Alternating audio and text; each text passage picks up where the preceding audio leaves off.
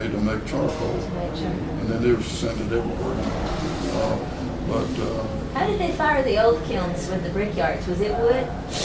What was the fuel for the kilns and the brickyards? Were they using wood too? Yeah, wood fire, yeah. But just not as bad as the charcoal company. The reason the company gave to close this down didn't really have anything to do with the union, even. I think that was it.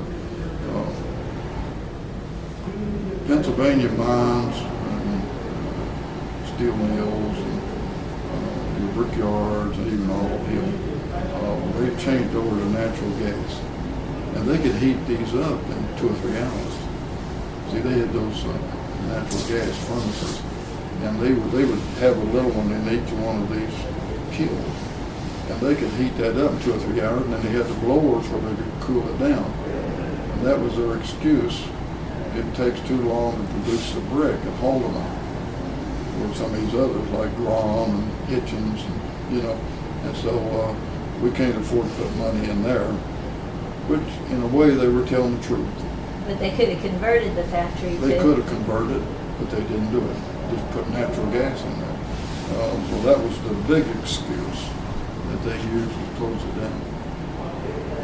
And so they had plants in places like Pennsylvania and other places, yeah. Or they were just competing against them. And basically, all of these may have had to close anyway. There's no fault of their own, like Hayward, Holman, Braun, Hitchens, and Olive Hill, when they took the railroad out in 1985. Everything would have been transported in now. It's a lot cheaper by rail. They had their own cars. They loaded the brick on the cars. And so when the railroad went, it really hurt us. I wrote an article, it was in the Morehead News and several other papers. I said, the pioneers walked in. I said, now we have no taxi cabs, no Greyhound buses, no railroad. And that's when gas was $4 a gallon, and gas $4 a gallon. I said, if we ever need to go to Dayton, Detroit, and Middletown, we may have to walk out like they walked in. And I'm serious. Is it true? Morehead was written up one time in the national news as having the most taxi cabs of anybody in any little town outside the United States. Really? Interesting. They just had one car, but they made a taxi out of it. And we had the Navy in our event. We had 2,000 Navy boys. And I think we had maybe 150 students at Morehead University back then. I remember that.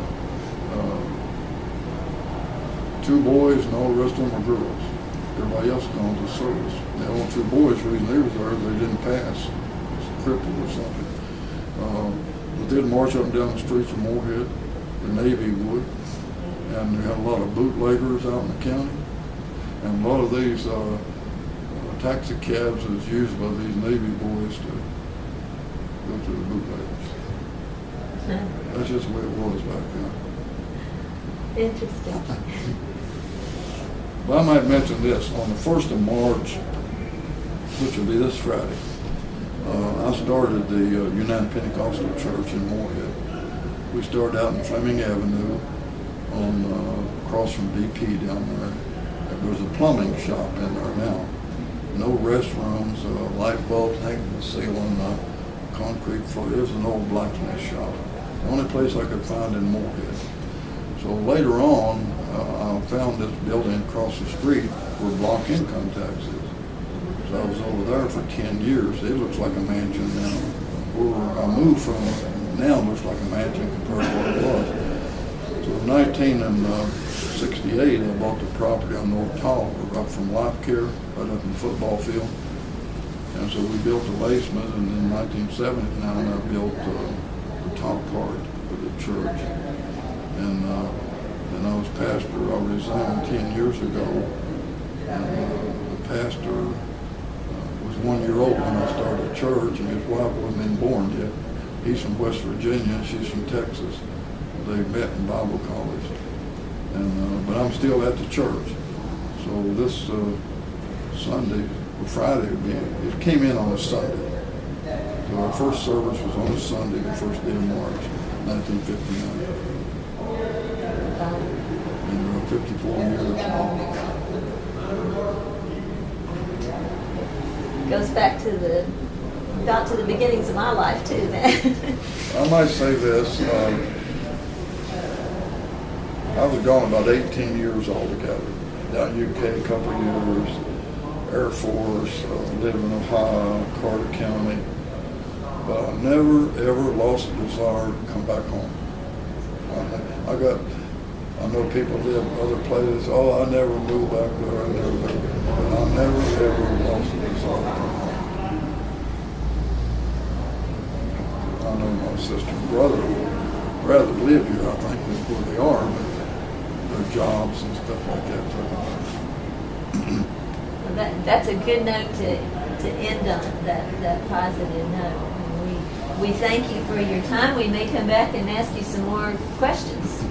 Well, I appreciate you taking time. I appreciate the students involved here and the tutoring program. We really appreciate that. We're happy to. You never introduced him. I'm sorry. I've been speaking with Mr. Lloyd Dean as part of the Haldeman Community Oral History Project. I'm Joy Gridden. It's February